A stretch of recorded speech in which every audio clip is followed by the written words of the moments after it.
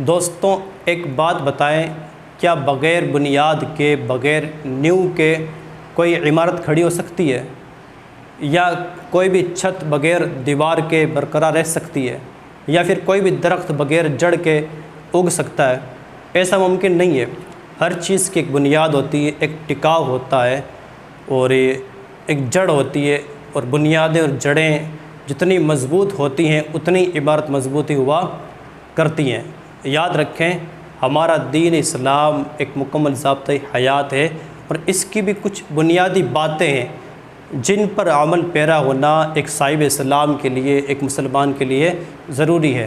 جب وہ اسلام کی بنیادی باتیں اس پہ نہیں پائی جائیں گی تو وہ کامل مسلمان نہیں ہو سکتا۔ اسلام کی بنیادی باتیں کیا ہے، اس حدیث پاک سے سماعت کرتے ہیں۔ نبی کریم علیہ السلام نے ارشاد فرمایا، بنی الاسلام علی خمس، کہ اسلام کی بنیاد 5 چیزوں پر رکھی گئی ہے۔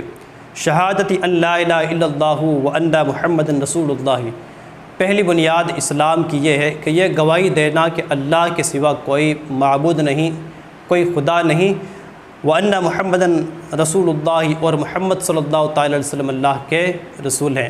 یہ ایمان کی پہلی بنیاد ہے۔ جو بندہ یہ اقرار کرتا ہے، دل و زبان سے مانتا ہے کہ اللہ کے سوا کوئی معبود نہیں اور محمد صلی اللہ علیہ وسلم اللہ کے رسول ہیں، اس کے خاص بندے ہیں، تو اب بندہ اس تصدیق کے بعد دائرہ اسلام میں داخل ہوتا ہے۔ اب اسلام میں داخل ہونے کے بعد 4 بنیاد اس کے پاس ہیں، اور جس پر اگر عمل ہے تو اس کا دین باقی ہے، اور عمل نہیں تو اس کا دین برقرار نہیں ہے۔ سرکار نے فرمایا، وہ اقام الصلاۃ، اسلام اور دین کی دوسری بنیادی بات ہے نماز ادا کرنا۔ جی ہاں، نماز اسلام کی تمام تر عبادتوں میں سب سے اہم عبادت ہے۔ قبر و حشر میں سب سے پہلے نماز کا سوال ہوگا، اور رسول پاک علیہ السلام نے ارشاد فرمایا کہ کفر اور شرک اور اسلام کے بیچ میں نماز کا فرق ہے۔ جی ہاں، آپ اگر دین کی بنیاد مضبوط رکھنا چاہتے ہیں، دین برقرار رکھنا چاہتے ہیں، تو نماز بہر حالت آپ ادا کریں۔ پھر سرکار نے فرمایا، وَإِيتَاءِ الزَّكَاةِ، اسلام کی تیسری بنیادی زکوٰۃ ادا کرنا ہے۔ جی ہاں، صاحب نصاب پر، مالداروں پر سال بھر میں ایک مرتبہ اللہ کی راہ میں مال خرچ کرنا، زکوٰۃ ادا کرنا فرض ہے، اور زکوٰۃ دینے سے مال میں بڑھوتری ہوتی ہے، مال ہی کم نہیں ہوتا۔ نبی پاک علیہ السلام نے ارشاد فرمایا کہ صدقہ دینے سے، رائے خدا میں خرچ کرنے سے مال ہی کم نہیں ہوتا۔ اسی طرح سرکار علیہ السلام نے چوتھی بنیاد ارشاد فرمائی، والحج، اور خانہ کعبہ کا حج کرنا۔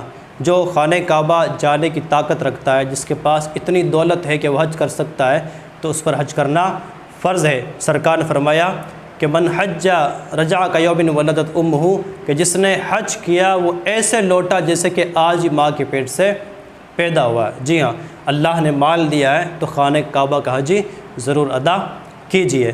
اسی طرح نبی پاک علیہ السلام نے ارشاد فرمایا، 5ویں بنیاد یہ ہے، وصوم رمضان، رمضان شریف کے روزے رکھنا۔ ہر بالغ مرد اور عورت پر یہ لازم ہے، یہ ضروری ہے کہ سال میں ایک مرتبہ ماہ رمضان کے روزے رکھے۔ سرکار نے فرمایا کہ من صام رمضان ایمانا و احتسابا غفر له ما تقدم من ذنبہ، کہ جو ایمان اور بھلائی کی نیت سے روزے رکھتا ہے اس کے تمام پچھلے گناہ معافی کر دیے جاتے ہیں۔